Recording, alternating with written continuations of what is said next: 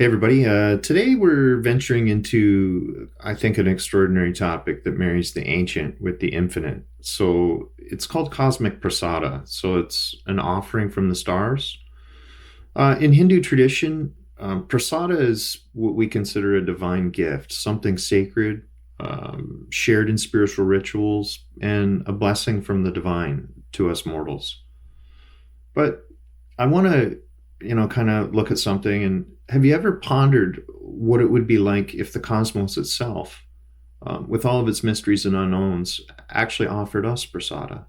So imagine, like, if you will, just for a minute, extraterrestrial beings, or as we might lovingly call them, the Devas, or the gods of the distant galaxies. They're extending their hand, or whatever they might have, to gift humanity with knowledge, technology, and of course, spiritual enlightenment.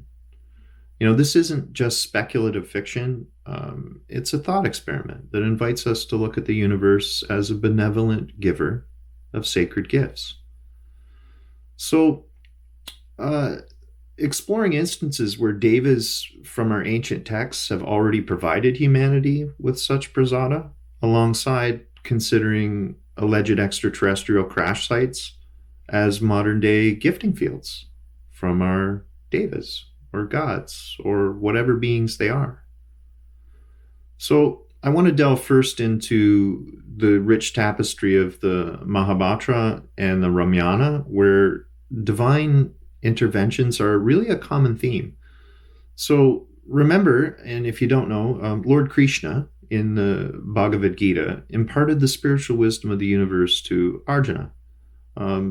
The dialogue wasn't really just philosophy, it was prasada, offering profound insights into dharma, karma, and the nature of the cosmos.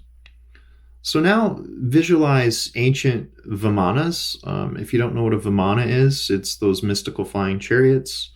They were they not forms of cosmic prasada? I mean, if you really think about it, providing technology and transportation methods far beyond human understanding at the time.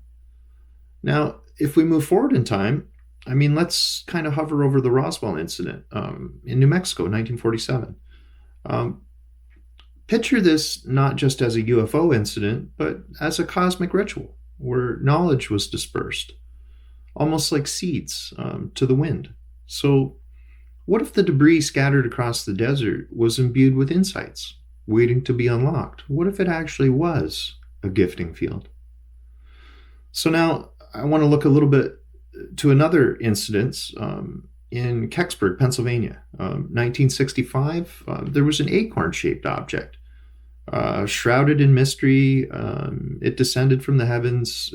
I mean, could this enigmatic visitor have been laden with cosmic prasada as well?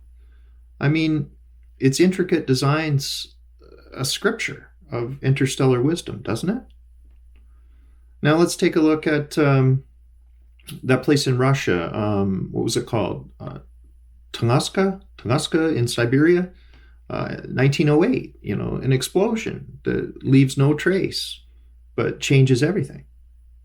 Perhaps this was a dramatic delivery of divine energy. Now, everyone says it was a meteor, but you never know. I mean, a wake-up call etched in the annals of our planet's history, urging humanity to look beyond all these little things. Look beyond.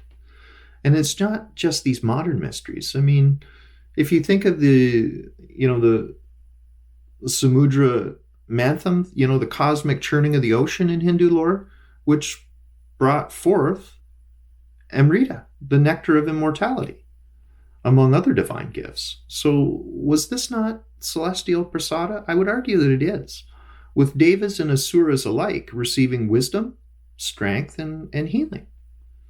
So as we marvel at these narratives, ancient and new, we see a pattern of, I guess you would call it, cosmic generosity that stretches across thousands of years. I mean, each instance, each artifact, each sacred text, could be viewed as prasada from the stars, each pushing humanity a step further on our spiritual and technological journey. I mean, a lot of this stuff that was gifted to us was in the form of texts in ancient times, but as we progress, maybe they're gifting us other things. So let's not just look at the stars in wonder, but also with gratitude. The universe has been gifting us, from the Devas to the potentials of extraterrestrials or interdimensionals. Anyway, I just thought it was interesting, the idea of prasada and the gifting fields. I mean, the idea of prasada has been around for 6,000 years. Why would it stop? Anyway, thanks for hanging out with me for a bit. Take care.